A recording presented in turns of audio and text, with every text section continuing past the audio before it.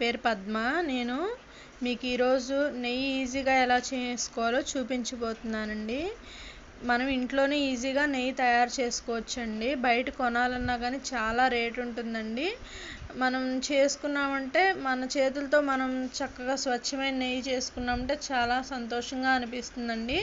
నేనైతే ఎప్పుడు కూడా ఇంట్లోనే నెయ్యి చేసుకుంటానండి. మనం సొంతంగా చేసుకున్నదైతే కొంచెం ఎంత కావాలంటే అంత వేసుకొని చక్కగా స్వీట్స్ అవి చేసుకోవచ్చండి. అదే కొన్నదైతే మనం ఎంత కావాలంటే అంత వేసుకొని చేసుకోలేము కదండి.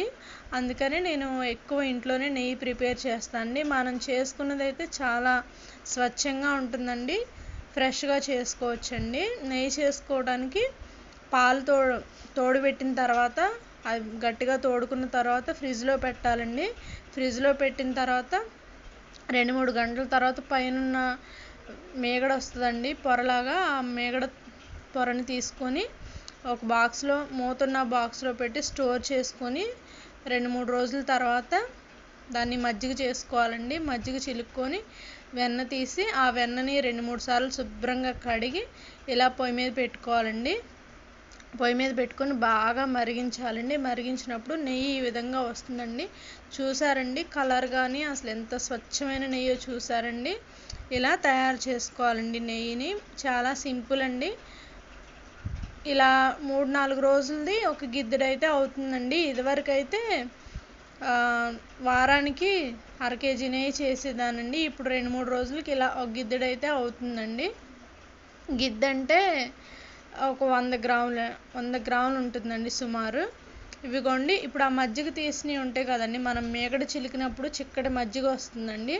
ఆ మజ్జిగని వేస్ట్ చేయకుండా ఇలా నేను సొరకాయ వేసి మజ్జిగ చారు చేస్తున్నానండి. చాలా టేస్టీగా ఉంటుందండి. సింపుల్ వంటకం అండి. ఆయిల్ తక్కువతో చక్కగా చేసుకోవచ్చండి. దీనికి పెద్ద ప్రాసెస్ ఏమీ ఉండదండి. ఒక స్పూను ఆయిల్ వేసుకొని అందులో జీలకర్ర, మెంతులు, ఆవాలు, కరివేపాకు వేసుకోవాలండి. మెంతులు చాలా బాగుంటాయండి మజ్జిగ చారుకి ఎప్పుడైనా కానీ. ఇప్పుడు సన్నగా తురిమిన ఆనపకాయ ముక్కలు వేసానండి. ఇవి వేసిన తర్వాత బాగా మగ్గించుకోవాలండి.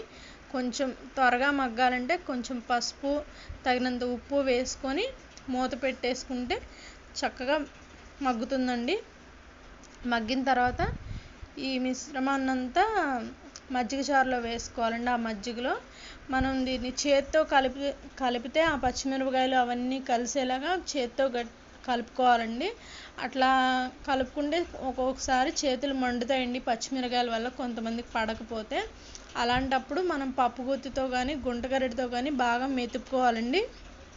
అలా మెతిపినట్లయితే బాగా కలుస్తుందండి. లాస్ట్న ఉల్లిపాయ ముక్కలు వేసుకున్నానండి.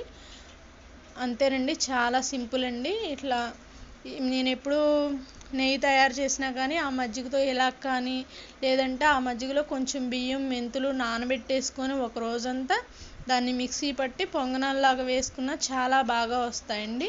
అవి పుల్లటి మజ్జిగతోనే చాలా టేస్టీగా ఉంటాయండి. మనం ఫ్రెష్ మజ్జిగతో కూడా అంత టేస్ట్ అయితే రాదండి.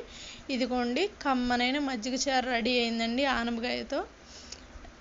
నేను ఇప్పుడే టేస్ట్ చేస్తున్నానండి. నాకు చాలా ఇష్టం అండి. టేస్ట్ చేస్తున్నాను. మీరు కూడా ట్రై చేయండి, చాలా బాగుంటుందండి. సింపుల్ రెసిపీ, 5 నిమిషాల్లో చేసేసుకోవచ్చండి. చూస్తున్నారు కదండి. వీడియోలు నచ్చినట్లుగా అయితే సబ్స్క్రైబ్ చేసుకోండి. చాలా వీడియోస్ ఉన్నాయండి.